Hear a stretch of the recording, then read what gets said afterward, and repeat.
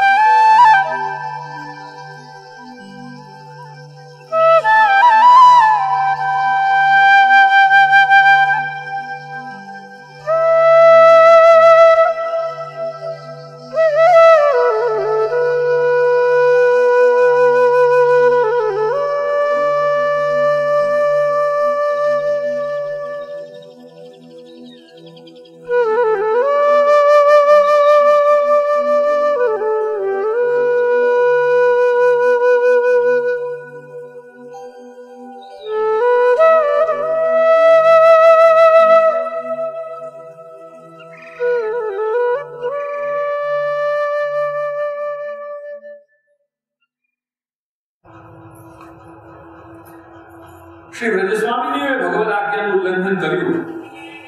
શ્રી મહાપ્રભુએ દેહ દેશ ત્યાગ કરવાની આજ્ઞાનું ઉલ્લંઘન કર્યું તો સેવક પણ કરશે। આવી રીતે ભગવદ આજ્ઞાનું ઉલ્લંઘન કરવાની પ્રથા માર્ગમાં ચાલુ થવાના ભયથી અંતઃકરણ પ્રબોધ ગ્રંથનો પ્રાદુર્ભાવ થયો। એમ કેવું જરાય અતિશયોક્તિ ભરેલું નથી। આ વાત સેવકને સમજાવવા શ્રી કૃષ્ણની ઉત્કૃષ્ટતા સારવા श्री कृष्ण थी और कोई उत्तम देव नहीं एम साबित करी छे। श्री पुरुषोत्तम जी कहे छे श्री कृष्ण थी दैव एटले देव समूह श्री व्रजस्वामीनियो पर एटले उत्कृष्ट नहीं भिन्न नहीं माटे तेमनो दाखलो लई आज्ञा भंग न करो। सामान्य रीते टीकाकारो आज्ञाना विषयोमां आ प्रमाणे आलेखे छे। मूल रूप से श्री महाप्रभु के जीवन में 5 आज्ञाएं भई हैं। या प्रकाश को बहुत समझ सके। पहली जो है वो नित्य लीला महाप्रभु के जीवन में नहीं है। मूल में हमें एक जो परदेश में वियोग न सही शकमानी 3 स्कंद પછી 10वां स्कंद विवरण करवानी आज्ञा वो और जो गंगा सागर या मथुरा में जो भई है वो गंगा सागर में भई वो देह त्याग की कह रहे हैं अपन और मथुरा में जो मधुवन में भई वो देश परित्याग।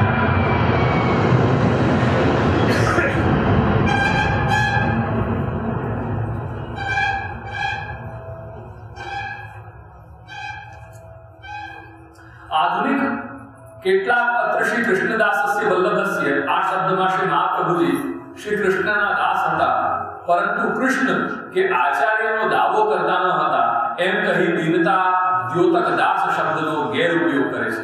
શ્રી મહાપ્રભુ પોતાને દાસ કહે છે તેનું કહેવું સુંદર આશય છે તે જોવા શ્રમ લે છે। શ્રી મહાપ્રભુ તો પોતાને દાસ કહે છે તો સાક્ષાત શ્રી કૃષ્ણ કેમ કહેવાય? કોઈ ऐसी शंका करे तो अतो दास्य साधाय प्रादुर्भूतं तदात्मा ननु दासत्व कृष्णत्व विरुद्धे भवतः कथम एवं ही संशय कार्या सद्भिरेवं समाहिति एवं ही भगवान कृष्णो रसात्मा यत्र यादृशः रसात्मत्वात् तद आस्यञ्च मंतव्यं तादृशं पुनः अतो दास्य रसाधाय प्रादुर्भूतं तदात्मना स्वीय दैन्य भाव निरूपकम् पुष्टिमार्गीय फल रूप दास्यं प्राप्तस्य वगैरह अनेक वचनों सिद्ध છે કે રસરૂપ ભગવાને દાસ્ય સેવા રસથી ભરેલા શ્રી મહાપ્રભુને પ્રકટ કર્યા। તેથી આ દાસ્ય સેવા રસ શ્રી મહાપ્રભુમાં હોવાથી જ તે સાક્ષાત શ્રી કૃષ્ણ અથવા આચાર્ય પદભૂષણ છે। સૂક્ષ્મ ટીકાના વિરોધાન થવાની વાત શ્રી પુરુષોત્તમજી કહે છે। શ્રી વ્રજરાયજીની ટીકામાં પણ આપ જ સ્વ હસ્તાક્ષરથી શોધે છે। सूक्ष्म टीकाનો વિરોધાન શ્રી ગુસાઈજીના વખતમાં પરસ્પર વૈમનસ્યના કારણથી થયું પરંતુ આ પ્રભુની ઈચ્છા અધીન માનનાર સેવકને તો શ્રી પુરુષોત્તમજીએ કહ્યું તે જ માનવું યોગ્ય છે કે પ્રભુની અતિ રહસ્યોદ્ઘાટન કરાવવા ઈચ્છા ન હતી માટે વિરોધાન થયું। પરંતુ શ્રી સુબોધનીજી તો સંપૂર્ણ લખાયા નથી એ વાત નિર્વિવાદ છે। श्री गोकुलनाथजी श्री महाप्रभुना निकट प्रकटेला छे।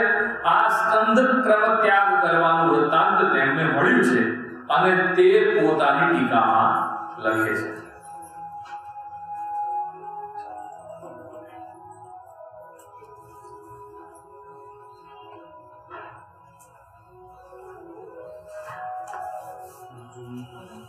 ग्रंथ परिचय। अंतःकरण प्रबोध ग्रंथ श्री महाप्रभु की संन्यास ग्रहण करने से पूर्व की तथा षोडश ग्रंथों में योजित ग्रंथों में अंतिम कृति है। श्री यदुनाथ जी विरचित वल्लभ दिग्विजय के अनुसार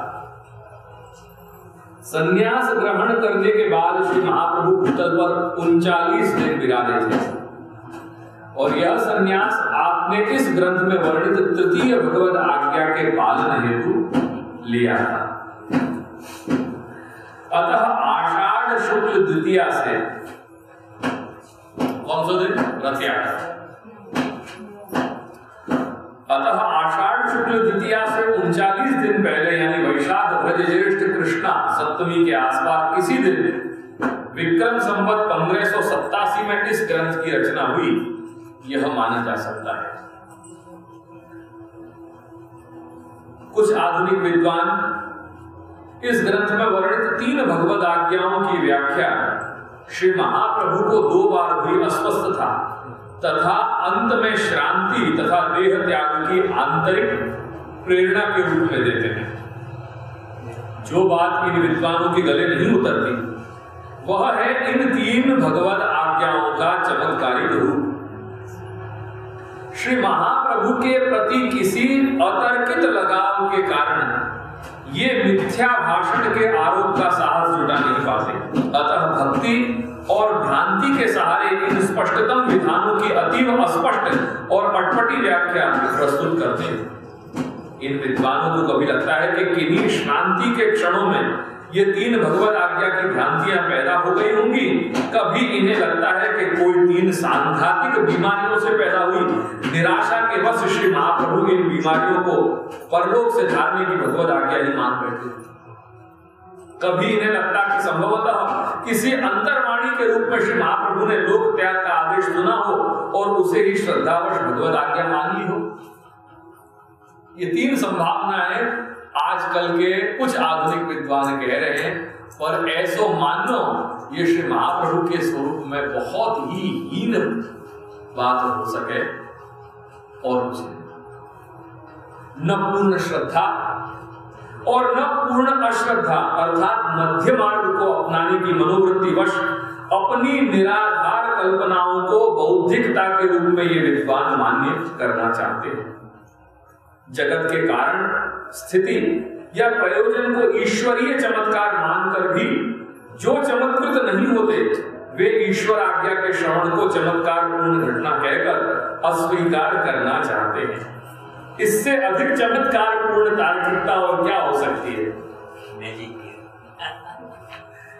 इन कपोल कल्पित व्याख्याओं को प्रस्तुत करने का एकमात्र हेतु स्वयं की टूटती हुई श्रद्धा को कथनचित जोड़ना होता है, पर अपने इस मोह में ये विद्वान अक्सर यह बात भूल जाते हैं कि ऐसी अटपटी कल्पना से श्री महाप्रभु का न तो कोई बुद्धि वैभव और न कोई चारित्रिक महत्ता की सिद्धि होती है।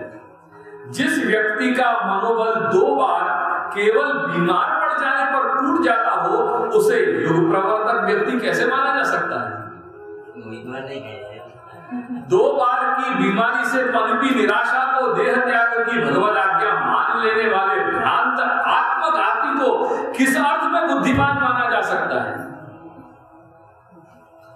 ये लोग इतना नहीं विचार कर रहे हैं या हमारे ये मान बैठे कि कोई ऐसे क्षण में निराश होकर के श्री महाप्रभु ने ये आज्ञा को जो है वो देह त्याग की आज्ञा करके मान करके और सारी व्यवस्था का संपादन कर लिया। भारतवर्ष की तत्कालीन नितांत विषम परिस्थिति में किस अदम्य उत्साह, निष्ठा और संकल्प के साथ श्री महाप्रभु ने वैष्णव धर्म और संस्कृति की मशाल को अपने सुदृढ़ हस्तों में धारण किया। थोड़ा विचार करो, अगर जो लोग ये सोचते हो कि ये एक कारण श्री महाप्रभु अपने जीवन में कहीं थक गए, अपनों प्रचार प्रसार करते हुए उनको निराशा उत्पन्न हो गई और इन आज्ञा के कारण या प्रकार की आज्ञा मान करके और देह और देश लोक गोचर जो देश और देह त्याग है वो कर बैठे हो। सोचो क्या ये जो लोग ऐसे विचार करते हो उनकी मानसिकता क्या है? क्या कभी उनने ये सोचने की कोशिश नहीं करी कि जहां समय आज से 500 वर्ष पूर्व में जब श्री महाप्रभु ने अपने ब्रह्मवाद को स्थापन, कर्म मार्गों को प्रवर्तन और शरण मार्ग के ये आंदोलन को पूरे ये वह समय के मुगलन के आक्रमण के समय में जब ये आंदोलन छेड़ो है, वो आंदोलन छेड़ने वाला व्यक्ति एक घड़ी अगर वह व्यक्ति माने तो वो क्या कोई ऐसा कोई साधारण कार्य या प्रकार के घटना सु एकमात्र निराशा या डिप्रेशन में आकर के ये भगवद आज्ञा को ये संकेत मान करके और लोक गोचर देश या देह त्याग करते हैं? क्या ये संभव है? ये ऐसे कुछ आधुनिक लोग नहीं सोचे। वो सोचे कि भाई क्यों ये कह रहे हैं वो लोग, क्योंकि अंत तो गत्वा मान रहे भाई जो जन्मियो है बाकी मृत्यु तो निश्चित है, तो कोई ना कोई मिश तो चाहिए को ना बताने के लिए, कोई घटना तो बतानी है अपन को कुछ ना कुछ। जो लीला है आखिर ये भी श्री महाप्रभु की लीला द्विज तनुधारी रूप जो ये सारा वर्णन है, तो लीला द्विज तनुधारी रूप में अगर ये प्रगटे हैं तो वो लीला को कहीं समापन तो बापू करना ही है ना। वो समापन के रूप को अगर या रूप में वो मान बैठे तो ये उनकी सर्वथा अज्ञानता है, ये संभव ही नहीं हो सके।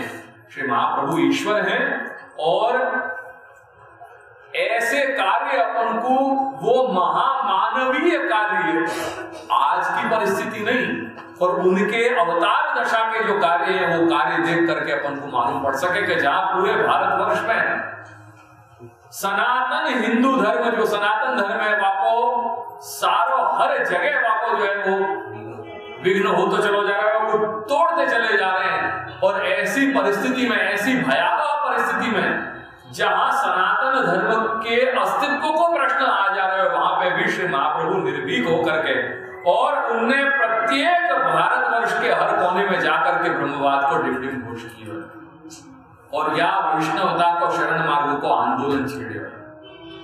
वो व्यक्ति एकमात्र 2 बार की बीमारी से निराश होकर के और ऐसे संकेत को लोक गोचर देह त्याग और देश त्याग को कैसे मान सके? सर्वथा नहीं हो सकता। भारतवर्ष की तत्कालीन नितांत विषम परिस्थिति में किस अदम्य उत्साह, निष्ठा और संकल्प के साथ श्री महाप्रभु ने वैष्णव धर्म और संस्कृति की मशाल को अपने सुदृढ़ हाथों में धारण किया था। आज वो भाग्य देखो, आज हम श्री महाप्रभु के वंशज होकर के, अनुयायी होकर के, उन महाप्रभु ने जा सत्य संकल्प सु या ब्रह्मवाद के स्थापन को और मायावाद के खंडन को उन्हें जो है वो मशाल जलाई थी। आज उन्हीं के अपन वैष्णव, अपन उनके वंशज होकर के वह मशाल को जो है वो पानी में बुझाने को अपन कार्य कर रहे हैं। सोचो आज श्री महाप्रभु की आत्मा को कैसे कष्ट होता होगा आज की परिस्थिति देख के, कि जहां उनके वंशज जो सेवक वैष्णव हैं, दोनों आचार्य और वैष्णव दोनों जो उनके वंश हैं, नाग और बिंदु वंशज जो है, वो परंपरा में उनकी भावना को आज नहीं समझ पा रहे। कैसी परिस्थिति है। और आज हम ही जिन सन्यासीन के लिए, जिन मायावादी के लिए श्री महाप्रभु को कट्टर विरोध है, तो उन मायावादी के साथ आज एक मंच पर बैठने में अपन हिचकिचा नहीं रहे, आज संकोच अपन नहीं कर। सोचो कैसी परिस्थिति आज अपनी आ गई। आज ये जब अपन वाक्य को पढ़े तो अपने अंदर एक प्रकार की ऊर्जा अपन को होनी चाहिए कि अपने अंदर के ये अपन कौन है। देश के कोने कोने को उससे प्रकाशित करने को जूझते रहने वाले व्यक्ति को इतने कमजोर इच्छा शक्ति वाला मानने में कौन सा गौरव सिद्ध हो रहा है। वर्णाश्रम, जाति, लिंग, निम्न वर्ग, उच्च वर्ग, देशी विदेशी के भेद के बिना सभी व्यक्तियों के हृदय को पुष्टि भक्ति के उपदेश से भावपूरित श्री महाप्रभु ने कर दिया था। ऐसे व्यक्तित्व के धनी श्री महाप्रभु बीहड़ जंगलों में वर्षा, शीत, आतप आदि की परवाह किए बिना निरंतर परिभ्रमण करते रहे। विदेशी आक्रामकों से आतंकित नगर जनपदों में बसने वाली जनता में निरंतर आस्था का संचार करते रहे। वे स्वयं 2 बार की बीमारियों से घबराकर आत्मघात करें, यह कल्पना कैसे बुद्धि संगत मानी जा सकती है? बताओ तो सही।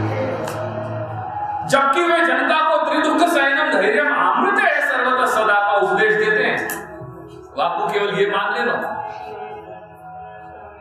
निराश की भावना मान ली, कहां तक सुसंगत है ये विचार। अतः आज्ञा पूर्वक तू या जाता गंगा सागर संगम में यापि पश्चात मधुवने न कृतम तद्वयं मया देह देश परित्यागः तृतीयो लोक गोचरः पश्चातापः कथम तत्र सेवको हम न चाहेता। इन शब्दों में सस्ती अंतर्वाणी या संघर्ष जन्य श्रांति या शारीरिक अस्वस्थता जन्य निराशा और भगवद आज्ञा की भ्रांति को खोजना श्री महाप्रभु का अनादर है। उनकी अनुभूति की आध्यात्मिक आधिदैविक गहनता से नितांत अपरिचय का द्योतन है, और कुछ नहीं हो सके ये सिवाय। श्री महाप्रभु के पौत्र श्री गोकुलनाथ जी इस ग्रंथ का संदर्भ यूं देते हैं। द्वादश स्कंधात्मक श्री भागवत पूर्ण पुरुषोत्तम श्री कृष्ण भगवान का ही नामात्मक स्वरूप में प्रकट दूसरा रूप है।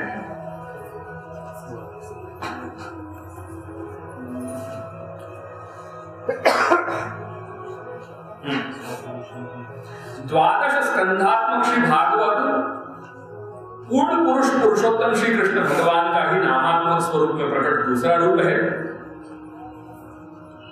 भागवत की वाणी के अर्थ को प्रकट करने के लिए ही वाणी के पति तथा भगवान मुख रूप अग्नि का श्री महाप्रभु के रूप में प्राकट्य हुआ।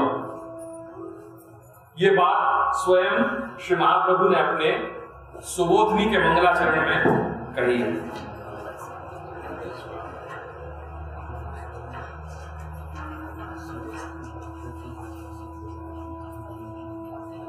अर्थम तस्य विवेचितुं नहि विभुर्वैश्वानराद वाक्पते अन्यः तत्र विधाय मानुषतनुं माम व्यासवत् श्रीपति दत्वा आज्ञा। जब सुबोधनी को प्रारंभ किया है श्री महाप्रभु ने, वो सुबोधनी के प्रारंभ में 9 मंगलाचरण किए, और वह मंगलाचरण में वो संदर्भ भी स्वयं श्री महाप्रभु आज्ञा कर रहे हैं कि जब प्रभु ने श्री महाप्रभु को आज्ञा कही कि तुम यह भागवत के अर्थ को विवेचन करो। दत्वा आज्ञांच कृपावलोकन पटु, क्योंकि प्रभु कृपा अवलोकन में पटु हैं, कृपा करने में पटु हैं। यासु दत्वा आज्ञांच कृपावलोकन पटु यस्माद् अतो अहम मुदा गूढ़ार्थम प्रकटीकरोमि बहुधा व्यासस्य विष्णु प्रियम्। ये बात में स्वयं ही उल्लेख मिल रहा है कि वहां आज्ञा दई है। यह रहस्य भागवत की सुबोधनी व्याख्या के प्रारंभ में स्वयं श्री महाप्रभु ने ही प्रकट किया है। भागवत पर सुबोधनी व्याख्या श्री महाप्रभु के अवतार का प्रमुखतम प्रयोजन है। दशम स्कंद भागवत का हृदय है। प्रथम स्कंद से प्रारंभ कर क्रमशः दशम स्कंद पहुंचने में पर्याप्त विलंब की संभावना थी। फलतः तृतीय स्कंद तक पहुंचने के बाद अविलंब दशम स्कंद की व्याख्या पूर्ण करने की कहीं एक विशेष भगवद आज्ञा श्री महाप्रभु को हुई। उसका पालन तो सर्वथा हुआ ही, अतः यहाँ उस आज्ञा का उल्लेख नहीं किया गया, परंतु उस आज्ञा के निगूढ़ आशय तथा अपने अवतार के प्रयोजन की पूर्ति का संतोषोद्गार स्वयं श्री महाप्रभु के मुख से ही दशम स्कंद की सुबोधनी के समाप्ति पर प्रकट हो गया है। प्रकरणम यह पूर्यते अनवद्यम त्रयमपि विश्वजयाय मातृषाणाम निज पद समवाप्तये च नित्यम निज गुरुणा हरिणा एव लोकवंद्यम। दशम स्कंद की व्याख्या पूर्ण करने के बाद श्री महाप्रभु पूर्व निर्धारित योजना के अनुसार अवशिष्ट स्कंधों की व्याख्या लिखने प्रवृत्त हुए। भागवत के 7 अर्थों में एक वाक्यता स्थापित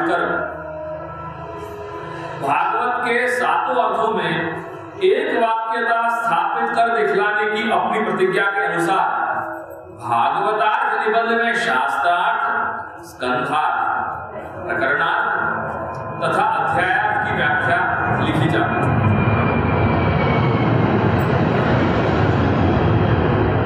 इसी तरह वाक्यार्थ, पदार्थ और अक्षरार्थ की व्याख्या भी प्रथम सूक्ष्म टीका में लिखी जा चुकी थी। पुनः गूढ़तम रहस्यों को प्रकट करने के लिए द्वितीय टीका सुबोधनी का प्रणयन हुआ। यह एक सुदीर्घ काल में पूरी होने वाली लेखन शैली में लिखा जा रहा ग्रंथ था। भूतल पर उतने विलंब तक श्री महाप्रभु का विराजना भगवान को अभिप्रेत न था। अतएव शीघ्र दशम स्कंद पर सुबोधनी लेखन की आज्ञा हुई और वह परिपूर्ण भी हुई। अब पुनः इसी शैली में अवशिष्ट स्कंधों की व्याख्या भगवत अभिप्रेत न थी। श्री पुरुषोत्तम जी अतएव 5वें और 6ठे श्लोक की व्याख्या में कहते हैं, न च पूर्व आज्ञप्त असंपूर्ति दोषः यावत् उक्तम एतावत् प्रत्याये कृत्य एव सा आज्ञाकृता अस्तु अधिकम न कार्येन इदंच सूक्ष्म टीका तिरोधान स्कंध क्रम व्याख्यान त्याजन दशम स्कंद व्याख्यानानंतरम असामयिक माधव भट्ट काश्मीरी शरीर शराह अति प्रभृति कार्यैहि अनुमीयते।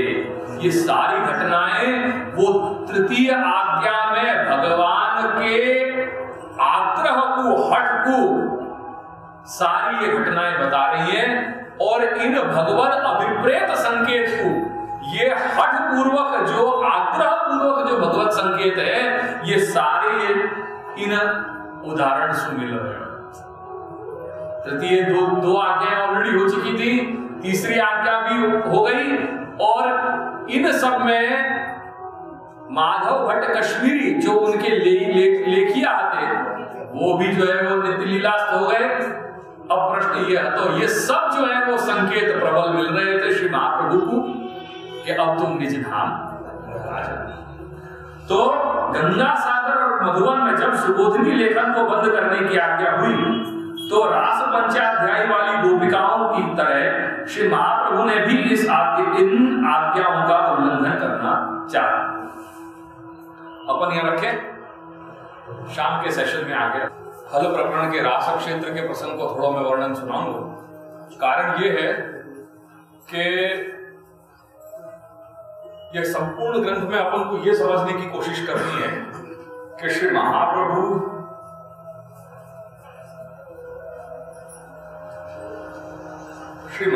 के द्वारा श्री प्रभु की आज्ञा को उल्लंघन क्यों भयो। मूल तत्व ये समझने को, ग्रंथ तो सब चलेंगे, ग्रंथ होते रहेंगे, पर एक बात ये ध्यान में लेने की बात है, क्योंकि जीव आज्ञा को उल्लंघन कब करे, सोचो। आज्ञा को उल्लंघन कौन सी परिस्थिति में होता है? एक सामान्य रूप से विचार करो। परीक्षा, ठीक है, और आज्ञाकर्ता के विशेष फल प्राप्त होने की इच्छा हो। स्नेह के अधिक में कभी ऐसी आज्ञा हो सके। बहुत एपरेंट रीजन क्या है?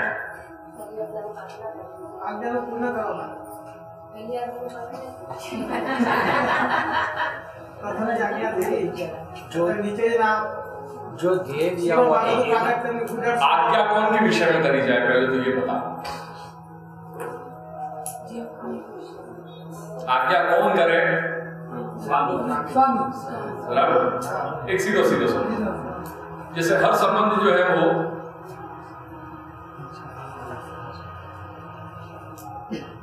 दृष्टांत के तौर पे जब हम पिता कह रहे हैं, माने क्या रिलेशनल है ना ये चीज। पिता संबोधन कब कर सकोगे? जब कोई पुत्र है तब। पत्नी संबोधन कब करोगे? पत्नी शब्द को काय की अपेक्षा है? पति। गुरु शब्द को काय की अपेक्षा है? शिष्य। ऐसे हर संबंध जो है वो कोई अपेक्षा रखे। अब जैसे ये आज्ञा हो रही है तो ये आज्ञा कुछ ऐसी चीज नहीं बता रहे हो कि आज्ञा करने वालों उत्कृष्ट है और आज्ञा मानने वालों अपकृष्ट है। ये बात सूचित हो रही है। जब हम आज्ञा को, जब कोई भी आज्ञा का संदर्भ आ गया तो आज्ञा के संदर्भ में जो एपरेंटली जो दो चीज अपने सामने आ रही है वो ये है कि आज्ञा जो दो व्यक्तियों के बीच में घटित हो रही है, हमें एक व्यक्ति आज्ञा देने वाला है और एक व्यक्ति आज्ञा मानने वाला है। माने एक उत्कृष्ट है और एक अपकृष्ट है, एक की मुख्यता है, एक की गौणता है। अब सीधे सीधे तो यही बात होनी चाहिए कि जो आज्ञा दे रहे हो वो आज्ञा लेने वालों माने, आज्ञा को स्वीकार करना वो एक बहुत ही स्पष्ट यहाँ में प्रतीति हो रही है, बहुत स्पष्ट यहाँ में बात ख्याल में आ रही है कि जो आज्ञा दे रहे हो वो आज्ञा मानी जाए। अब यहाँ एक प्रश्न मेरे हो रहे हो वाकई लिए मैं ये करना चाह रहा हूँ, जहाँ मैं रेफरेंस जो है वो श्री ब्रजस्वामी जी को दियो, और जो बात आज सवेरे के सेशन में अंत में अपन ने देखी है, श्री महाप्रभु ने आज्ञा उल्लंघन की कैसे?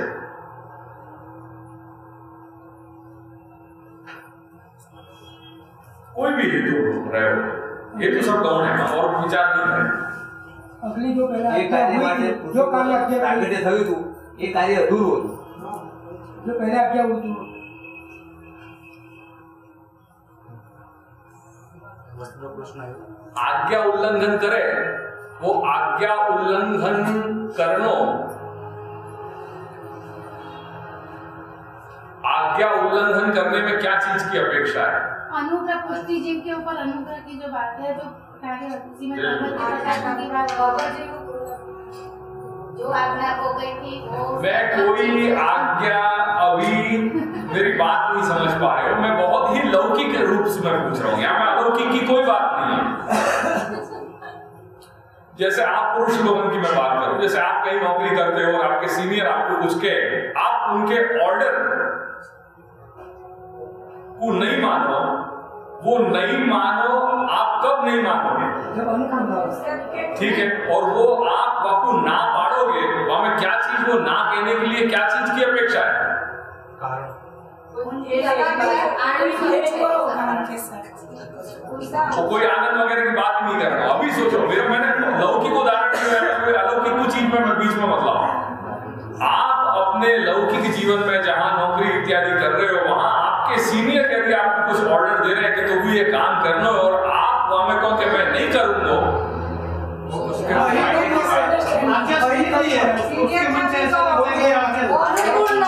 अभी भी ये अनुकूलता प्रतिकूलता की बात वो जो आज्ञा हो रही है वो आज्ञा नहीं माने और ये बोल रहे हैं कि मैं आज्ञा तुम्हारी नहीं मान रहा हूँ, इतनों कहने के लिए आपको क्या करना पड़ेगा? उसको जो जवाबदारी है वो हमें बाकी है।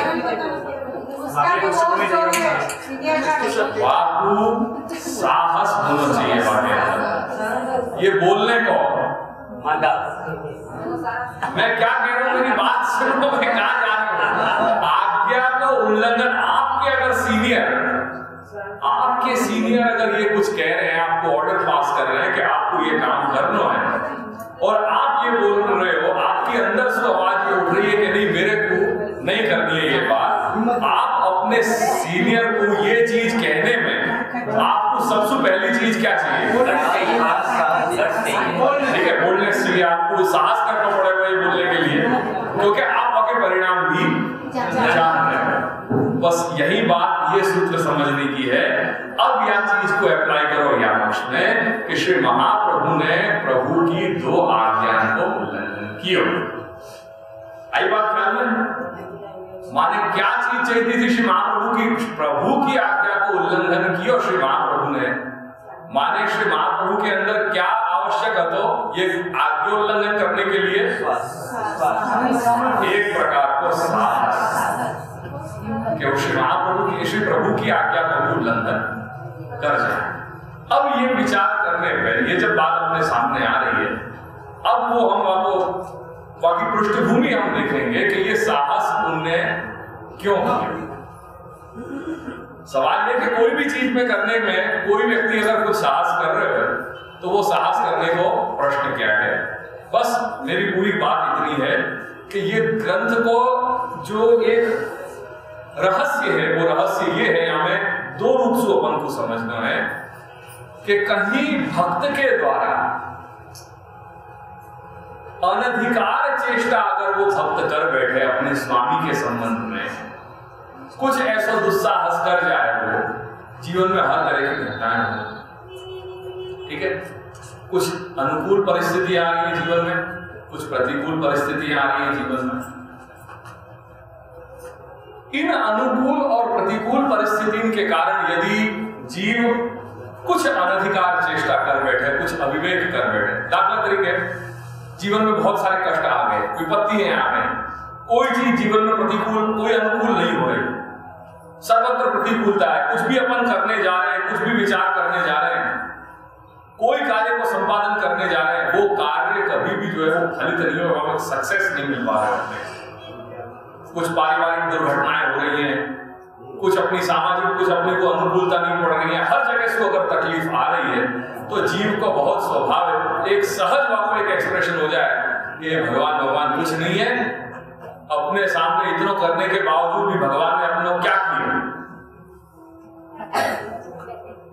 सोच जाए हर इंसान ये मनुष्य है और मनुष्य से ऐसा विचार करना ये बहुत ही सहज है। मैंने ये बहुत देखा है, इंसान के मन में एक सहज ये आ जाए कि इतना जब हम सब कर रहे हैं, हर दृष्टि से हम अपना जो है वो सदाचरण कर रहे हैं, जीवन में हमने कोई को जब बुरा किया नहीं, तो ये क्यों ऐसा हो रहा है कि भगवान हमारे सामने हर तकलीफें दे रहे हैं और हर चीज हमारे प्रतिकूल क्यों हो रही है। भगवान जैसी कोई चीज नहीं है, भगवान निर्दयी है। या प्रकार को एक जीवकृत दुस्साहस हो जा रहे हैं, जीव एक प्रकार को दुस्साहस कर बैठे और दुस्साहस के कारण वो प्रभु की अवगणना करने लग जाए। वो मूल स्रोत अपन को कहां मिल रहे हैं? ब्रज स्वामी के प्रसंग में ब्रज स्वामी ने भी कुछ ऐसा ही दुस्साहस किया। वो फल प्रकरण के संदर्भ में ये बात मैं समझाना चाह रही हूं कि जब श्री प्रभु ने उन स्वामिनी को वेणुनाथ के द्वारा आह्वान किया, वह प्रसंग में वो ब्रज स्वामिनी है वहां पधारी रास क्षेत्र में जब पधारी है, वास में पधारने के पश्चात वह परम फल को दान करने के पूर्व श्री प्रभु ने उनको लोक मर्यादा को ज्ञापन भी किया, शिक्षा दी है कि तुम अपने लोक संसार को, पति पुत्र इत्यादि सबन को जो है वो छोड़ करके यहाँ आई हो, ये तुम्हारे लिए उचित नहीं है और तुम वापस जाओ।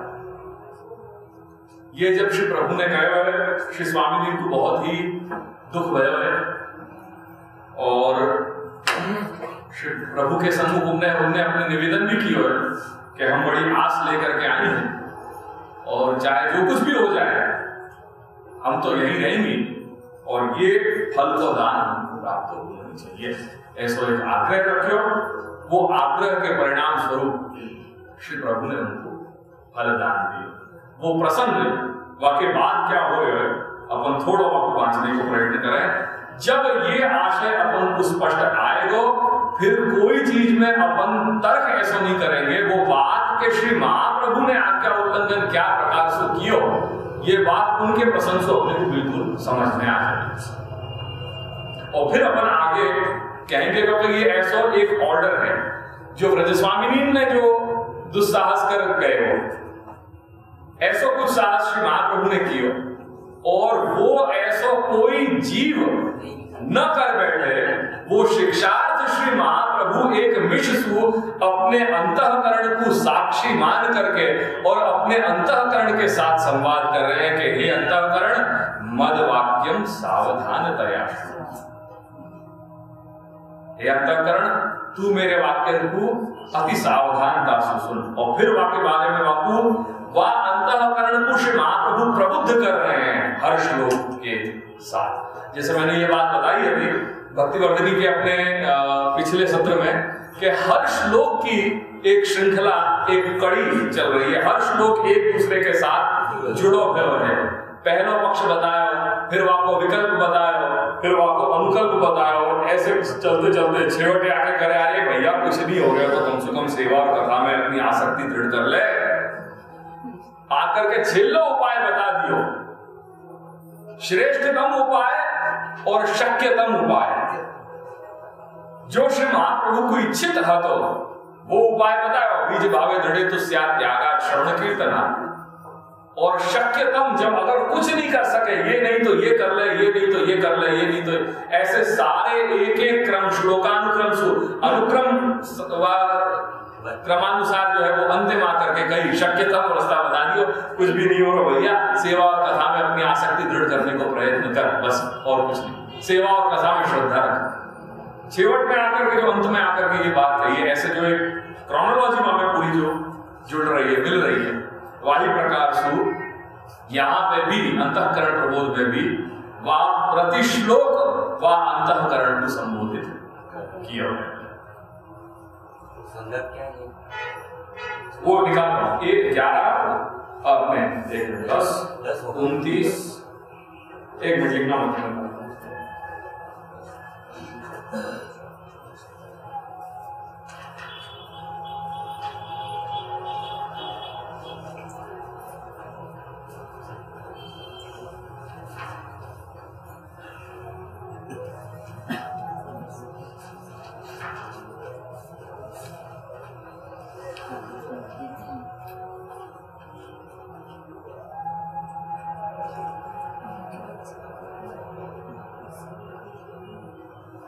10:29 है। प्रसंग मतलब श्लोक एग्जैक्टली नहीं बता रहा, थोड़ा प्रसंग ही में बात सुनो।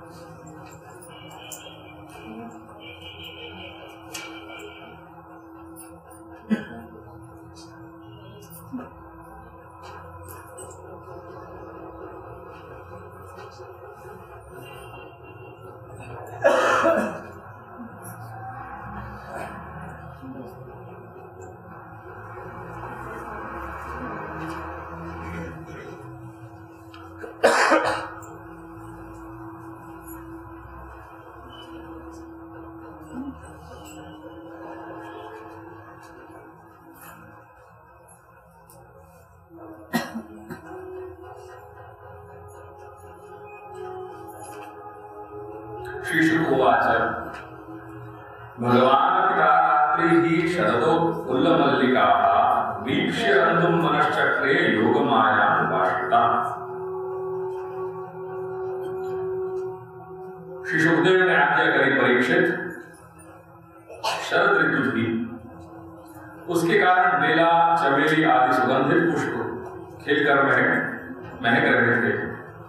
भगवान ने चीर हरण के समय श्री ब्रजस्वामिनियों को जिन रात्रियों का संकेत किया था, वे सब की सब पूंजीभूत होकर एक ही रात्रि के रूप में उल्लसित हो रही थी। भगवान ने उन्हें देखा, देखकर दिव्य बनाया। गोपियां तो चाहती ही थी, अब भगवान ने भी अपनी अचिंत्य महाशक्ति योग माया के सहारे उन्हें निमित्त बनाकर रसमयी रास क्रीड़ा करने का संकल्प किया। अमना होने पर भी उन्होंने अपने प्रेमियों की इच्छा पूर्ण करने के लिए मन स्वीकार किया। ये अमना क्यों कही? क्योंकि श्रुति कह रही है कि अमना अशुभ्र अप्राणो ही अमना शुभ्र सर्वतः पाणिपादांतं तत् सर्वतो अक्षिशिरो मुखम। ये श्रुति कह रही है कि वह ब्रह्म के मन नहीं है, वह के प्राण नहीं है, वह के हाथ पैर नहीं है। और दूसरी जगह श्रुति ये भी कह रही है कि सर्वतः पाणिपादांतं तत् सर्वतो अक्षिशिरो मुखम सर्वतः श्रुतिमल्लोके सर्वमार्गोऽपि तिष्ठति। वह श्रुति के वो श्रुति आज्ञा कर रही है कि वह ब्रह्म के हर जगह जो है वो हाथ पांव है, हजारों नेत्र हैं, अनंत श्रीमस्तक हैं, अनंत हाथ पैर हैं, सब कुछ वहां विद्यमान है। तो विरुद्ध धर्माश्रय को निरूपण किया जाएगा। तदोर्पुराजः ककुभः करैर्मुखं प्राच्या विलम्बनरुणेन शन्तमैः सचर्षणीनाम् उदगाच्छुषो मृजन् प्रियप्रियाया दीर्घदर्शना। भगवान के संकल्प करते ही चंद्रदेव ने प्राची दिशा के मुखमंडल पर अपने शीतल किरण रूपी करकमलों से लालिमा की रोली केसर मल दी। जैसे बहुत दिनों के बाद अपनी प्राण प्रिया पत्नी के पास आकर उसके प्रियतम पति ने उसे आनंदित करने के लिए ऐसा किया हो, इस प्रकार चंद्रदेव ने उदय होकर न केवल पूर्व दिशा का प्रत्युत संसार के समस्त चर अचर प्राणियों का संताप जो दिन में शरदकालीन प्रखर सूर्य रश्मियों के कारण बढ़ गया था, दूर कर दिया। सब आलम्बन और उद्दीपन की प्रक्रिया को सूचित कर रहे हैं। जब क्रीड़ा कर रहे हैं प्रभु, तो क्रीड़ा करने के पूर्व जो आलिंगन और उद्दीपन करने वाली जो सामग्री है वो सामग्री को अपने आप सारा संयोजन होने लग जाए। दृष्ट्वा कुमुद्बन्धं अखंड मंडलम प्रमाणनाभं नवकुंकुमारं वनंच तत्कोमल गोभिरंजितम जगौकलम वामकृशां मनोहरम। उस दिन चंद्रदेव का मंडल अखंड था, पूर्णिमा की रात्रि थी, वे नूतन केसर के समान लाल लाल हो रहे थे, कुछ संकोच मिश्रित अभिलाषा से युक्त जान पड़ते थे। उनका मुखमंडल लक्ष्मी जी के समान मालूम हो रहा था। उनकी कोमल किरणों से सारा वन अनुराग के रंग में रंग गया था। वन के कोने कोने में उन्होंने अपनी चांदनी के द्वारा अमृत का समुद्र उड़ेल दिया था। भगवान श्री कृष्ण ने अपने दिव्य उज्ज्वल रस के उद्दीपन की पूरी सामग्री ओढ़े और उस वन को देखकर अपनी बांसुरी पर ब्रजसुंदरियों के मन को हरण करने वाली काम बीज क्लीन की अस्पष्ट एवं मधुर तान छेड़ी। निशम्य गीतम तदनंग वर्धनम ब्रजस्त्रियः कृष्ण गृहीत मानसाः आचक्रुः अन्योन्य बलभूषितोद्यमाः सहस्रकान्तो वसन्तोऽनुन्दरा। भगवान का वह वेणुवादन श्री भगवान के प्रेम को, उनके मिलन की लालसा को अत्यंत उकसाने वाला, बढ़ाने वाला था।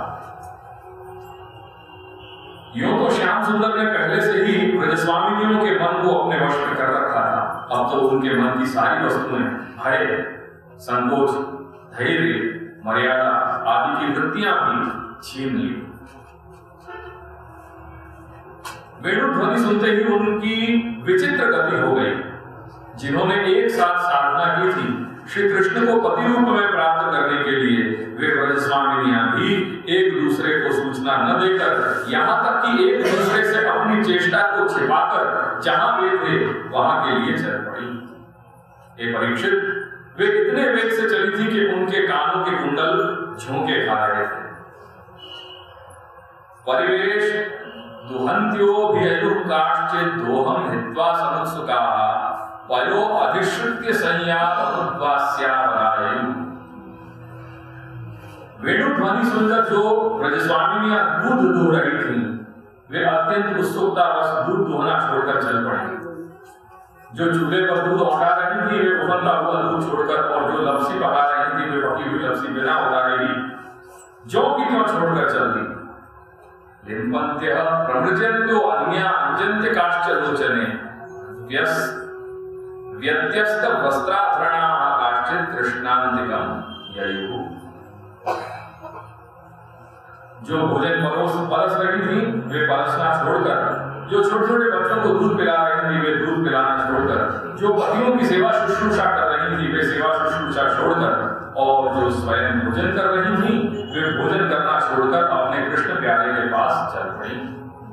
कोई कोई गोपी अपने शरीर में अंगराग, चंदन और उत्तर लगा रही थी, और कुछ आंखों में अंजन लगा रही थी। वे उन्हें छोड़कर तथा उल्टे पलटे वस्त्र धारण कर श्री कृष्ण के पास पहुंचने के लिए चल पड़े। तावार्यमाणाः पतिभिः पितृभिः भ्रातृबन्धुभिः गोविन्दा प्रहृतात्मानो न न्यवर्तन्त मोहिताः। पिता और पतियों ने, भाई और जाति बंधुओं ने उन्हें रोका, उनकी मंगलमयी प्रेम यात्रा में विघ्न डाला, परंतु वे इतनी मोहित हो गई थी कि रोकने पर भी न रुक सकी। रोकती कैसे? विश्व विमोहन श्री कृष्ण ने उनके प्राण, मन और आत्मा सब कुछ का अपहरण जो कर लिया था। अंतर्ग्रहगताः काश्चित् भोग्यो अलब्ध विनिर्गमाः कृष्णं तद्भावनायुक्ता दध्युर्मीलितलोचना। हे परीक्षित, उस समय कुछ श्री ब्रजस्वामिनियां घरों के भीतर थी, उन्हें बाहर निकलने का मार्ग ही न मिला। तब उन्होंने अपने नेत्र मुंदरी और बड़ी तन्मयता से श्री कृष्ण के सौंदर्य, माधुर्य और लीलाओं का ध्यान करने लगी। दुस्सह प्रेष्ठ विरह तीव्रता क्रोधा शुभाः ध्यान प्राप्ता च्युत क्लेश निर्वृत्या क्षीणी मंगला। ये परीक्षित, अपने परम प्रियतम श्री कृष्ण के असह्य विरह की तीव्र वेदना से उनके हृदय में इतनी व्यथा, इतनी जलन हुई कि उनमें जो कुछ अशुभ संस्कारों का लेश मात्र अवशेष था, वह भस्म हो गया। इसके बाद तुरंत ही ध्यान लग गया। ध्यान में उनके समान भगवान श्री कृष्ण, उनके सामने भगवान श्री कृष्ण प्रकट हुए। उन्होंने मन ही मन बड़े प्रेम से, बड़े आवेग से उनका आलिंगन किया। उस समय उन्हें इतना सुख, इतनी शांति मिली कि उनके सब के सब पुण्य के संस्कार एक साथ ही क्षीण हो गए। तमेव परमात्मानं जागरुध्यात्म संगता जहुर गुणं देहं सत्य प्रक्षीण बंधना। हे परीक्षित, यद्यपि उनका उस समय श्री कृष्ण के प्रति जाग भाव भी था, तथापि कहीं सत्य वस्तु भी भाव की अपेक्षा रखती है। उन्होंने जिनका आलिंगन किया, चाहे किसी भी भाव से किया हो, वे स्वयं परमात्मा ही तो थे। इसलिए उन्होंने पाप और पुण्य रूप कर्म के परिणाम से बने हुए गुणमय शरीर का परित्याग कर दिया। भगवान की लीला में सम्मिलित होने के योग्य दिव्य अप्राकृत शरीर प्राप्त कर लिया। इस शरीर से भोगे जाने वाले कर्म बंधन तो ध्यान के समय ही छिन्न भिन्न हो चुके थे। और ये दो तीन जो संदर्भ हैं, दुस्सह प्रेष्ठ विरह तीव्र ताप हुताशुभा ध्यान प्राप्ता च्युत श्लेष निर्वृत्या क्षीण मंगला, इन दोनों के संदर्भ जो हैं, ये 2-4 जो श्लोक हैं उनके संदर्भ अपने यहाँ ग्रंथन में अनेक बार दिए जा रहे हैं। श्री शुक भगवान के द्वारा यह प्रकाश कथन करने पर परीक्षित को जिज्ञासा हो रही है और वहां प्रश्न कर रहे हैं वो, कृष्णम विदुः परम कांतम न तु ब्रह्मतया मुने गुण प्रवाहो परमस्। पता नहीं ज्यादा हम लोग कुछ करने बैठे ना, बाद में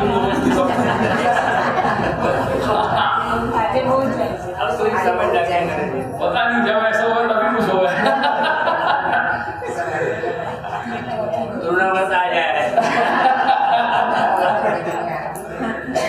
कृष्णम विदुः परम कांतम न तु ब्रह्मतया मुने गुण प्रवाहो परमस्तासाम गुण धियान कथम। राजा परीक्षित ने पूछे, हे भगवान, श्री ब्रजस्वामी ने तो भगवान श्री कृष्ण को केवल अपना परम प्रियतम ही मानती थी, उनका उनमें ब्रह्म भाव नहीं था। इस प्रकार उनकी दृष्टि प्राकृत गुणों में ही आसक्त दिखती है। ऐसी स्थिति में उनके लिए गुणों के प्रवाह रूप इस संसार की निवृत्ति कैसे संभव हुई? शिशु आज्ञा कर रहे हैं, उत्तम पुरस्ताद एतत् ते चैत्य स्थितिं सिद्धिं यथागतः द्विषन्नपि ऋषिकेशं किमुताधो क्षजप्रिया। हे परीक्षित, मैं तुम्हें पहले ही कह चुका हूं कि शिशुपाल भगवान के प्रति द्वेष भाव रखने पर भी अपने प्राकृत शरीर को छोड़कर अप्राकृत शरीर से उनका पार्षद हो गया। ऐसी स्थिति में जो समस्त प्रकृति और उसके गुणों से अतीत भगवान श्री कृष्ण की प्यारी हैं और उनसे अनन्य प्रेम करती हैं, वे श्री ब्रजस्वामिनियां उन्हें प्राप्त हो जाएं, इसमें कौन सी आश्चर्य की बात है?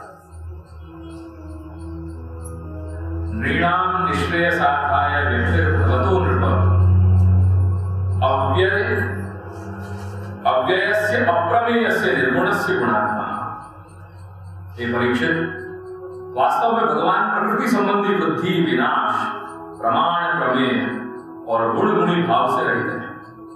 वे अचिंत्य अनंत अप्राकृत परम कल्याण स्वरूप गुणों के एकमात्र आश्रय हैं। उन्होंने यह जो अपने को तथा अपनी लीला को प्रकट किया है, उसका प्रयोजन केवल इतना ही है कि जीव उसके सहारे अपना परम कल्याण संपादन करे।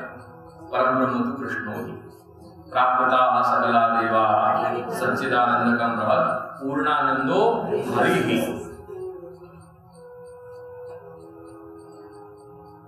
परम ब्रह्म तो सच्चिदानंदकं बृहत्, वो सिद्धांत उपचार की तारीफ है। परम ब्रह्म तो कृष्ण। हाँ, मैंने दोनों की कही। हमने कृष्णा से की।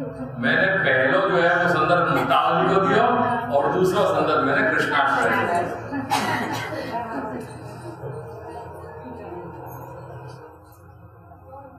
क्योंकि दोनों में कृष्ण की, दोनों में परम ब्रह्म तो दोनों में वर्णन हो रहा है। निस्साधन फलात्मा प्रारब्ध भूतोस्ति गोकुले।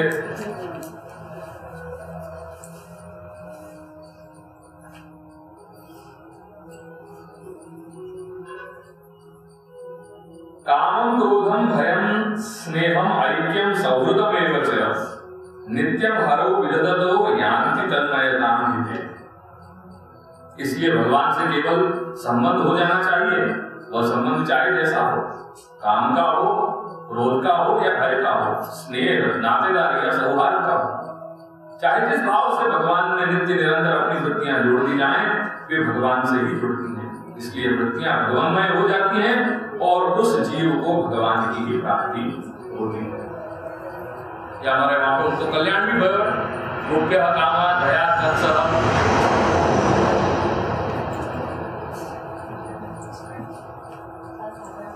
न चैवं विस्मय कार्यो भवता भगवत्यते योगेश्वरेश्वरे कृष्णे यत एतद् विमुच्यते।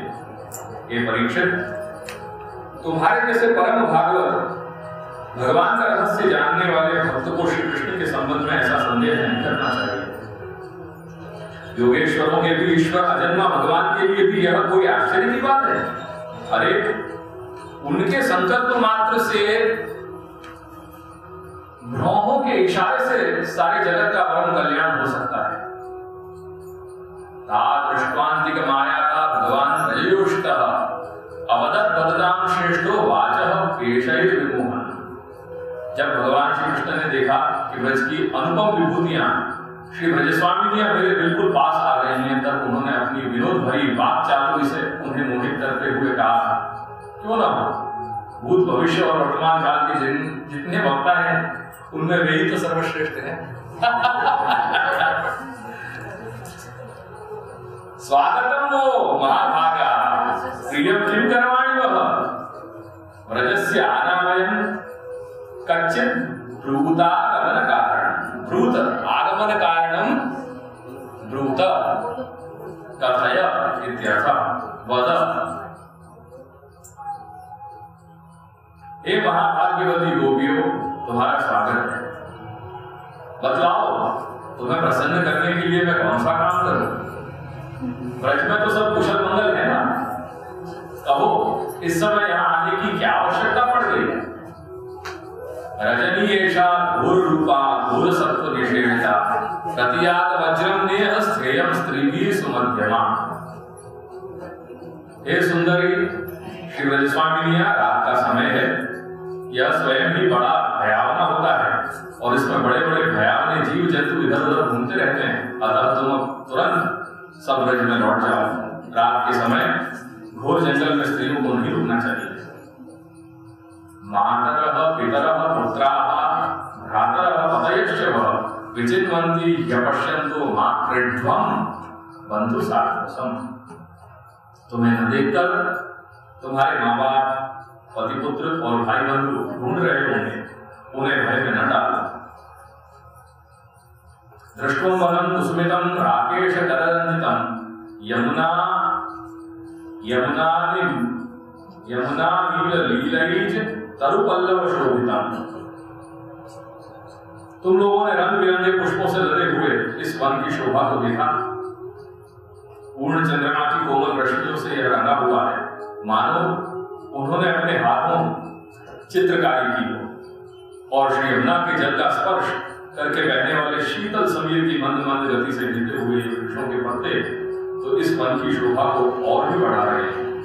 परंतु अब तो तुम लोगों ने यह सब कुछ देख लिया है। तद यात माचिरम कोष्ठम शुश्रुत्वम पतिं सती क्रंदन्ति वत्सा बालाश्च तान पायेत लुह्यत। अब देर मत करो, शीघ्र से शीघ्र ब्रज में लौट जाओ। तुम लोग कुलीन स्त्री हो और स्वयं भी सती हो। जाओ, अपने पतियों और सतियों की सेवा शुश्रूषा करो।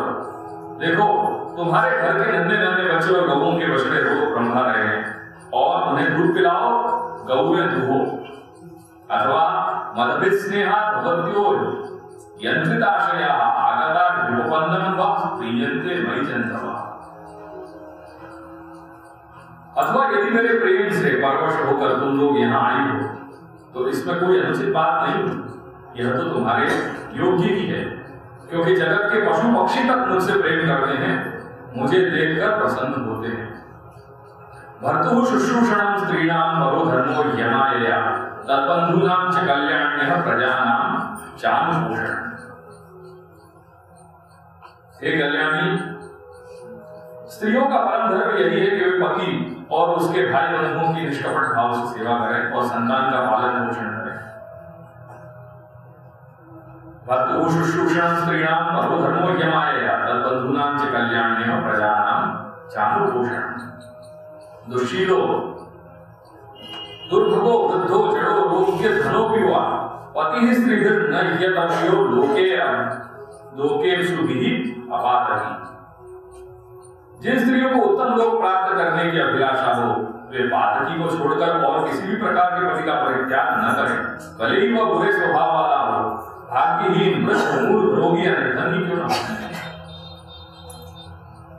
अस्वर्ग्यम अयशस्वं च फलु कृच्छ्रम भयावहं जुगुप्सितं च सर्वत्र औत्पत्यं कुलस्त्रिया। कुलीन स्त्रियों के लिए चार पुरुष की सेवा सब तरह से निंदनीय है। इससे उनका परलोक बिगड़ता है, स्वर्ग नहीं मिलता। इस लोक में अपयश होता है। यह कर्म स्वयं तो अत्यंत तुच्छ क्षणिक है ही, इसमें प्रत्यक्ष वर्तमान से भी कष्ट ही कष्ट है। मोक्ष आदि की तो बात ही कौन करे, यह साक्षात भय का हेतु है। श्रवणात् दर्शनात् ध्यानात् मयि भावो कीर्तनात् न तथा सन्निकर्षेण प्रतियात ततो ब्रह्मान्। हे ब्रज स्वामिनियां, मेरी लीला और गुणों के श्रवण से, रूप के दर्शन से, उन सब के कीर्तन और ध्यान से मेरे प्रति जैसे अनन्य प्रेम की प्राप्ति होती है, वैसे प्रेम की प्राप्ति पास रहने से नहीं होती। इसलिए तुम लोग अभी अपने अपने घर लौट जाए। इति प्रियमाकर्ण्य गोप्यो गोविंद भाषितम विषण्णा भग्न संकल्पाश्च चिंताम आपदुर्त्ययाम। हे परीक्षित, भगवान श्री कृष्ण का यह अप्रिय भाषण सुनकर श्री ब्रजस्वामिनी उदास खिन्न हो गई, उनकी आशा टूट गई। वे चिंता के अथाह एवं अपार समुद्र में डूबने उतरने लगे। उनके बिंबाफल पके हुए कुंदरू के समान लाल लाल अधर शोक के कारण चलने वाली लंबी और गर्म सांस से सूख गए। उन्होंने अपने मुंह नीचे की ओर लटका लिए। वे पैर के नखों से धरती कुरेदने लगे। नेत्रों से दुख के आंसू बह बहकर काजल के साथ वक्षस्थल पर पहुंचने और वहां लगी हुई केशर को धोने लगे। उनका हृदय दुख से इतना भर गया कि वे कुछ बोल न सकी, चुपचाप खड़ी रह गई। प्रेष्ठम प्रिये तरमिव प्रतिभाषमाणं कृष्णं तदर्थ विनिवर्तित सर्वकामाः नेत्रे विवृज्य रुदितोपहते स्म किंचित संरंभ गद्गद गिरो भ्रुवतानुरुक्ता। श्री ब्रजस्वामिनियों ने अपने प्यारे श्याम सुंदर के लिए सारी कामनाएं, सारे भोग छोड़ दिए थे। श्री कृष्ण में उनका अनन्य अनुराग, परम प्रेम था। जब उन्होंने अपने प्रियतम श्री कृष्ण की यह निष्ठुरता से भरी हुई बात सुनी, जो बड़ी ही अप्रिय सी मालूम हो रही थी, तब उन्हें बड़ा दुख हुआ। आंखें रोते रोते लाल हो गईं, आंसुओं के मारे रुक गईं। उन्होंने धीरज धारण करके अपनी आंखों के आंसू पोंछे और फिर प्रणय कोप के कारण वे गदगद वाणी से कहने लगी, मयिवं विभोरहति भवान् गतितं नृशंसं संत्यज्य सर्व विषयान् तव पादमूलम् भक्ता भजस्व दुर्भग्रहमात्यजास्मान् देवो यथा आदिपुरुषो भजते मुमुक्षुम्। हे प्यारे श्री कृष्ण, तुम घटघट व्यापी हो, हमारे हृदय की बात जानते हो। तुम्हें इस प्रकार निष्ठुरता भरे वचन नहीं कहने चाहिए। हम सब कुछ छोड़कर केवल तुम्हारे चरणों में ही प्रेम करती हैं। इसमें संदेह नहीं कि तुम स्वतंत्र और हठीले हो, तुम पर हमारा कोई वश नहीं है। फिर भी तुम अपनी ओर से जैसे आदि पुरुष भगवान नारायण कृपा करके अपने मुमुक्षु भक्तों से प्रेम करते हैं, वैसे ही हमें स्वीकार कर लो, हमारा त्याग मत करो। यत् पत्य पत्य सुहृदाम अनुवृत्ति अंग स्त्रीणाम स्वधर्मिति धर्मविदात्मयोक्तम् अस्त्वेवमेतदुपदेश पदे त्वयीशे प्रेष्ठो भवान् स्तनुव्रतां किल बन्धुरान्। हे प्यारे श्याम सुंदर, तुम सब धर्मों का रहस्य जानते हो। तुम्हारा यह कहना कि अपने पति, पुत्र और भाई बंधुओं की सेवा करने का ही स्त्रियों का धर्म है, अक्षरशः ठीक है, परंतु इस उपदेश के अनुसार हमें तुम्हारी ही सेवा करनी चाहिए। क्योंकि तुम ही सब उपदेशों के पद चरम लक्ष्य हो, साक्षात भगवान हो। तुम ही समस्त शरीरधारियों के सुहृद हो, आत्मा हो और परम प्रियतम हो। कुर्वन्ति त्वयि रतिं कुशलास्व आत्मन् नित्यप्रिये वसुधादिभिरार्पितैकिं तन्नः प्रसीद परमेश्वरमास्म छिन्द्या आशां प्रदां त्वयि चिराद अरविंद नेत्र। ये श्लोक का भी संदर्भ जो है वो कई बार प्राप्त हो रहे हैं। आत्मज्ञान में निपुण महापुरुष तुमसे ही प्रेम करते हैं, क्योंकि तुम नित्य प्रिय एवं अपने ही आत्मा हो। अनित्य एवं दुखद पति पुत्रादि से क्या प्रयोजन है? हे परमेश्वर, इसलिए हम पर प्रसन्न हो, कृपा करो। हे कमल नयन, चिरकाल से तुम्हारे प्रति पाली पोसी आशा अभिलाषा की लहलाहती लता का छेदन मत करो। चित्तम सुखेन भवता पहृतं ग्रहेषु यन्निर्विशत्युत कराव विग्रह कृत्ये गृह्य कृत्ये पादौ पदम न चलतस्तव पाद मूलात् यामः कथं प्रजमतो करवाम किन्वा। हे मनमोहन, अब तक हमारा चित्त घर के काम धंधों में लगता था, इसी से हमारे हाथ भी उनमें रमे हुए थे, परंतु तुमने हमारे देखते देखते हमारा बहुत चित्त लूट लिया। इसमें तुम्हें कोई कठिनाई भी नहीं उठानी पड़ी, तुम तो सुख स्वरूप हो ना। परंतु अब तो हमारी गतिमति निराली ही हो गई है। हमारे ये पैर तुम्हारे चरण कमलों को छोड़कर एक पग भी हटने के लिए तैयार नहीं हट रहे हैं। फिर हम ब्रज में कैसे जाएं? और यदि वहां जाएं भी तो करें क्या?